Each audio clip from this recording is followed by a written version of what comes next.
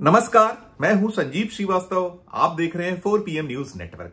देश में तेजी से उभर रहे एक मुख्यमंत्री को, अपनी अलग जगह बना रहे मुख्यमंत्री को प्रधानमंत्री नरेंद्र मोदी और केंद्रीय गृह मंत्री अमित शाह ने धीरे से जोर का झटका आखिर क्यों दे दिया?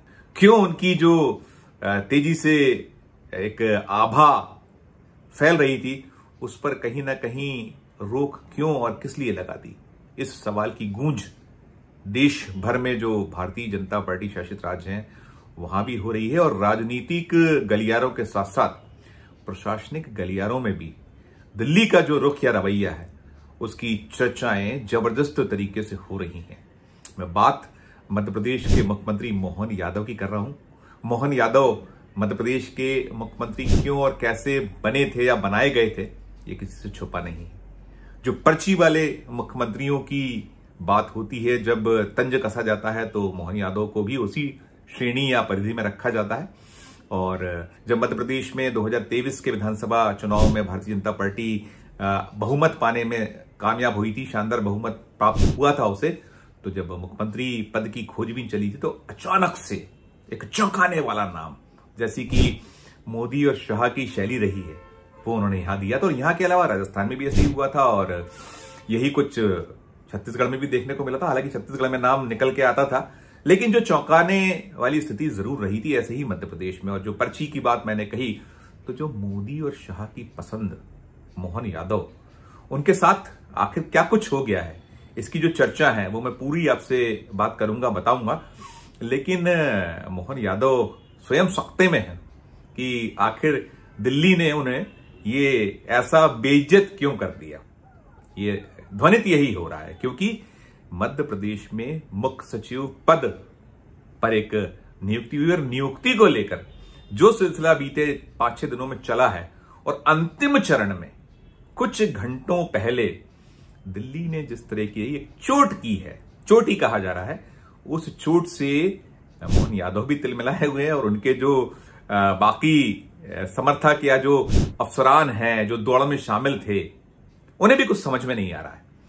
मध्य प्रदेश में मुख्य सचिव का फैसला आमतौर पर जो रिटायर होने के आसपास होती है, जब जो रिटायर होता है मुख्य सचिव, उसके कोई 8-10 दिन पहले, 15 दिन पहले से बहुत साफ संकेत मिलने लगते हैं, स्पष्ट हो जाता है कि किसे कमान मिलेगी, क्या होगा। हालांकि कुछ वक्त से इसमें बदलाव हो रहा है, लेकिन अभी जो हुआ मध्य प्रदेश में वो उसने सभी को चौंकाया है। दरअसल ये चल रहा था, 3-4 अफसर दौड़ में शामिल थे। 1989 बैच के अनुराग जैन, जो सबसे सीनियर हैं मध्य प्रदेश के, जो भारतीय प्रशासनिक सेवा का कैडर है उसमें सबसे सीनियर मोस्ट वही है, तो उनका नाम चल रहा था। साथ में 1990 बैच के राजेश राजौरा, साथ साथ एसएन मिश्रा, ये 2 नाम बड़े सुर्खियों में थे। नाम कुछ और थे, लेकिन इन 3 नामों को लेकर चर्चाएं थी और बीते 24 घंटे पहले तो निकल के आ चुका था कि राजेश राजौरा मध्य प्रदेश के मुख्य सचिव बनाए जा रहे हैं, हो रहे हैं, क्योंकि जो पैनल गया था उसको लेकर कोई दिल्ली से कोई संकेत नहीं थे। लेकिन कल दोपहर, यानी सोमवार दोपहर 30 सितंबर को दोपहर 12 बजे दिल्ली से एक फोन आता और फोन आते ही वल्लभ भवन में हड़कंप मच जाता है। मुख्यमंत्री मध्य प्रदेश में नहीं होते, भोपाल में नहीं होते, वे तो निकल जाते हैं। झारखंड में जो चुनाव निकट है तो उसकी जमावट और उस सिलसिले में उनका दौरा रहता है, वो चले जाते हैं यहां से। और यह माना जाता है कि राजेश राजौरा मुख्य सचिव हो रहे हैं, उन्होंने तो बधाइयों का सिलसिला और तमाम सब चल पड़ता है।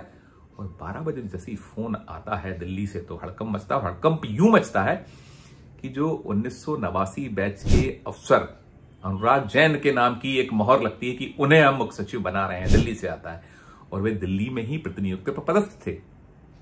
उन्हें जो वहां से रिलीव करने संबंधी एक पत्र की जो औपचारिकता होती है वो मध्य प्रदेश को भेजना था, तो वो आ जाता है। उसके बाद शलाका खिंच जाता है, आनंद फानंद में चिट्ठी भेजी जाती है। दिल्ली उन्हें 30 सितंबर की शाम को रिलीव करता है। वहां जो उनके पास जो विभाग रहता है वो विभाग उनके पास दिल्ली में था सड़क परिवहन और राष्ट्रीय राजमार्ग मंत्रालय, नितिन गडकरी के विभाग में वो सचिव थे। वहां से रिलीविंग होती है और रिलीविंग होने के बाद सस्पेंस बना रहता है, क्योंकि एक पूरा का पूरा जब तक आदेश जारी ना हो जाए तब तक सिलसिला बनाया रखना जरूरी होता है। तो आधी रात को आदेश जब जारी होता है, हालांकि जो दावेदार या जो बनने वाले हैं उन्हें तो सूचना और भनक मिल जाती है कि अब उन्हें नहीं बनाया जा रहा, तो वो मायूस हो जाते हैं।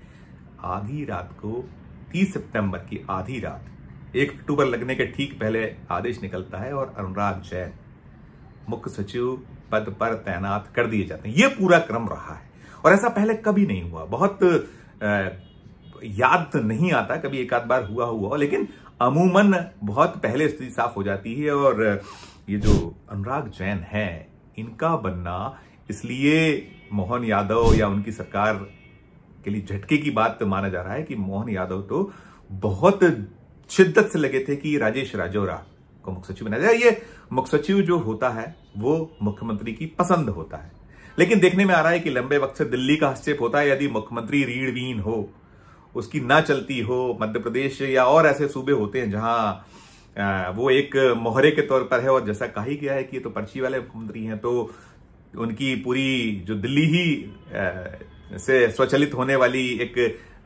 ब्लेम उन पर है, और जो फैसले हो रहे हैं, जो लिए जा रहे हैं, उस पर भी कहीं ना कहीं यही छाया देखी जाती है। और ये कहा जाता है मोदी और शाह जो चाहते हैं, और खासकर जैसा शाह कई सूबों को चला रहे हैं वैसे ही मध्य प्रदेश को चला रहे हैं, ये एक धारणा या आरोप आम है। तो कहीं यही सब देखा जा रहा है कि ये जो मोहन यादव जो चाहते थे वो ना मानकर दिल्ली ने अंतिम क्षणों में, अंतिम वक्त पर अनुराग जैन का नाम पड़ा है। अनुराग जैन एक अलग जो उनकी शैली है, उसके वो अफसर हैं, वो पीएमओ में नियुक्त रहे हैं।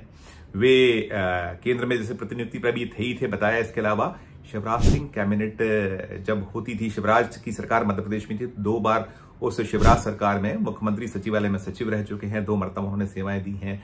और बीच में वो प्रतिनियुक्ति पर चले गए थे। जब मध्य प्रदेश में कमलनाथ की सरकार बनी तो उन्हें वापस बुलाया गया था, और वापस बुलाकर उन्हें वित्त विभाग के सचिव जैसा अहम दायित्व कमलनाथ सरकार ने सौंपा था। और जब कमलनाथ सरकार गिर गई थी और सारा कुछ जो प्रकरण हुआ था, उसके बाद वो वापस दिल्ली लौट गए, तो सब तमाम चल रहा था।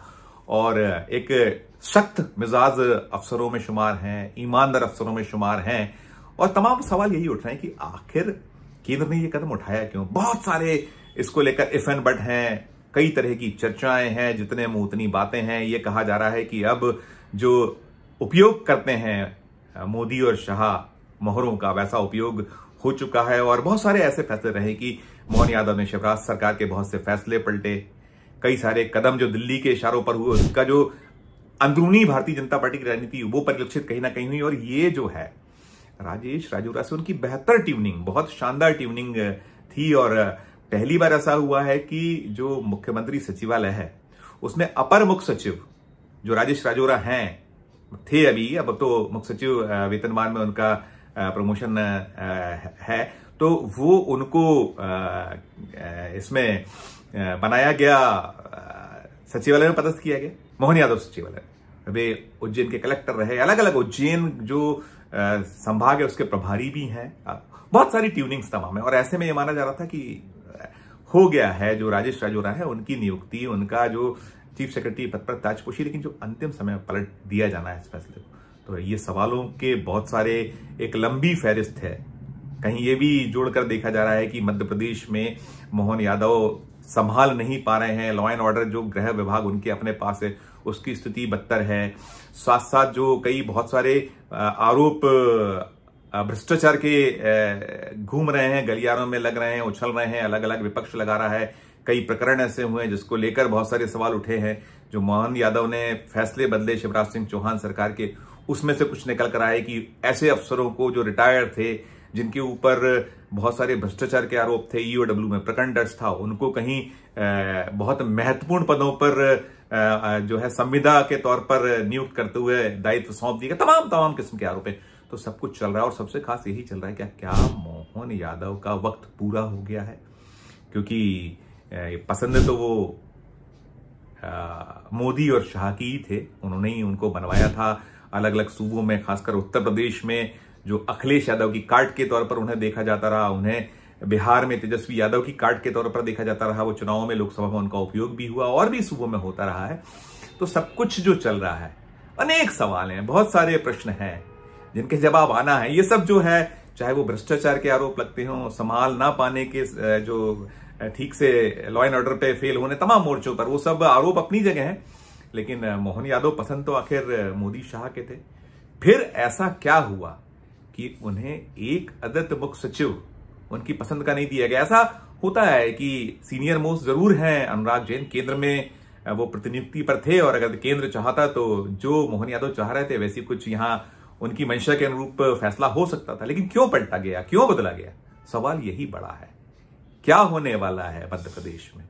तो तमाम सवाल और इसके बीच में ये जो मोहन यादव की इच्छा की पूर्ति, हालांकि मोहन यादव या उनका जो नजदीकी लोग तो यही कहेंगे कि भाई प्रशासन तो पूरा मुख्यमंत्री के अधीन होता है। और कभी एक अवसर ऐसा भी रहा था जब वो शुरू बने थे तो फरवरी में एक बार जब इच्छा जताई गई थी अनुराग जैन के ओर से तो उसको टॉलरेट करने की बात चली थी। लेकिन बाद में वीरा राणा जो हैं, जो अभी रिटायर हुई हैं 30 सितंबर को, उनकी एक्सटेंशन हो गया था उनका, बाद में नहीं बन पाया था। मुख्य सचिव वाला जो दौर था उस समय अनुराग जैन की मंशा, तो तमाम सब कड़ियां जुड़ती हैं, होती हैं, बात उठती। और अभी ये भी है कि इतने आनंद फानन में ये सब कुछ हुआ है। पहले ये था कि 1 अक्टूबर की सुबह अनुराग जैन भोपाल पहुंच जाएंगे और पदभार ग्रहण कर लेंगे। अभी सूचना ये आ रही, जब मैं वीडियो बना रहा हूं तभी आई है कि अनुराग जैन जी अभी अपना पद जो है वो ग्रहण नहीं करने वाले हैं।